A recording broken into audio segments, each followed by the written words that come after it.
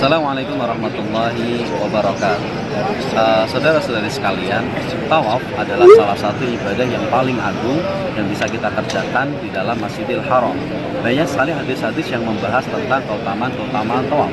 Salah satunya adalah sebuah hadis yang diriwayatkan oleh Abdullah bin Umar yang berbunyi, "Man tawafa usbu'an yuhsihi wa shalla rak'atain kana lahu ka'adli raqabah." Jadi barang siapa yang dia tawaf di Baitullah 7 kali putaran, yuhsihi, dan dia benar-benar menghitungnya, dia menjaganya, kemudian dia sholat 2 rakaat, maka dia mendapatkan pahala sebagaimana memerdekakan seorang budak. Masya Allah ya.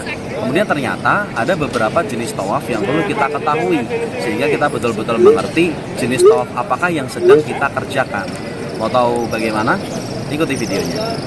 يا بلبل الأغصان غرد مدى الأزمان عن أهل وحي الله عن حملة القرآن يا بلبل الأغصان غرد مدى الأزمان عن أهل وحي الله عن حملة القرآن. Yang pertama adalah melaksanakan tawaf ifadah. Tawaf ifadah itu juga disebut sebagai tawaf rukun, yang mana tawaf ifadah ini dikerjakan oleh orang yang melaksanakan ibadah haji.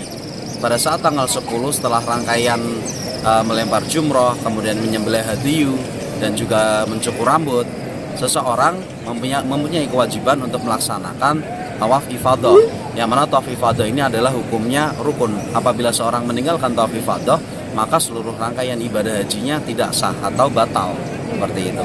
Kemudian yang kedua, ada yang disebut sebagai tawaf umroh. Tawaf umroh ini adalah tawaf yang dikerjakan sebagai salah satu rangkaian ibadah umroh. Jadi yang termasuk dalam rukun umroh secara garis besar itu ada 3. Yang pertama yaitu berniat atau ihram dari tempat mikot, kita kemudian melaksanakan mikot atau niat. Kemudian yang kedua adalah melaksanakan tawaf di Baitullah. Kemudian yang ketiga adalah sa'i antara Safa Marwah.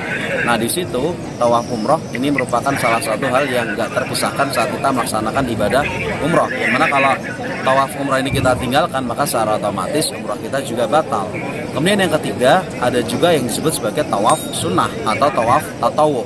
Tawaf sunnah ini bisa kita kerjakan kapan saja tanpa mengenal waktu. Caranya adalah kita mengenakan pakaian yang bebas, terserah, nggak ada pakaian ihram, kemudian dengan berwudu terlebih dahulu, kemudian mengitari Baitullah 7 kali putaran, mulai dari Hajar Aswad dan diakhiri di Hajar Aswad, kemudian melaksanakan sholat sunnah 2 rakaat di belakang makam Ibrahim.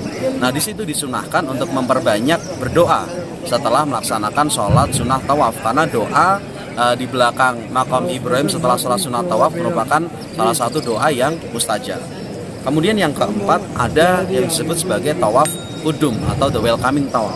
Tawaf kudum ini adalah bentuk kita penghormatan kepada Baitullah, yang mana tawaf kudum ini kita kerjakan tatkala kita pertama kali datang ke Baitullah, pertama kali menginjakan kaki di Baitullah, maka disunahkan untuk melaksanakan tawaf kudum.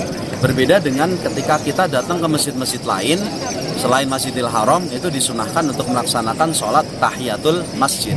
Namun untuk Masjidil Haram ini, cara kita memberikan tahiyah atau penghormatan adalah dengan cara melaksanakan tawaf kudum.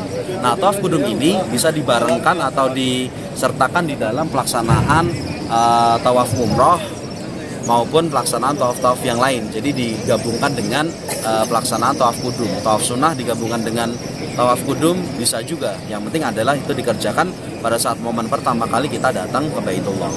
Kemudian yang selanjutnya, yang kelima adalah tawaf wada. Tawaf wada atau tawaf perpisahan.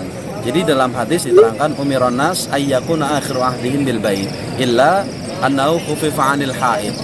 Bahwasanya para manusia yang melaksanakan ibadah haji maupun umrah itu diperintahkan akhir momen perjumpaan mereka adalah tawaf di Baitullah, kecuali bagi orang-orang yang dalam keadaan haid itu diberikan keringanan atau diberikan rukhsah untuk tidak mengerjakan tawaf wada.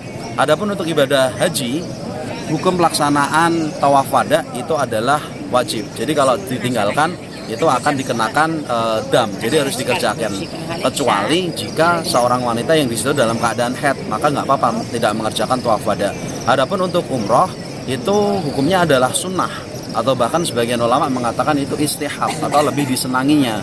Jadi disunahkan. Akan tetapi jika seseorang tidak bisa mengerjakan tawaf wada karena mungkin suatu hal ketika umrah, maka tidak ada sanksi apapun seperti itu. Kemudian yang terakhir, yang keenam adalah tawaf nazar. Tawaf nazar ini adalah kaitannya dengan nazar kita kepada Allah, janji kita kepada Allah untuk melakukan suatu kebaikan. Jadi pada dasarnya semua nazar yang kita sampaikan, yang itu adalah nazar-nazar yang baik, maka harus kita kerjakan. Termasuk diantaranya ketika kita bernazar untuk melaksanakan tawaf, ketika hajat kita tercapai atau ketika hal yang kita inginkan itu tercapai, maka tawaf yang kita nazarkan itu tadi harus kita kerjakan, dan itu menjadi sesuatu yang wajib.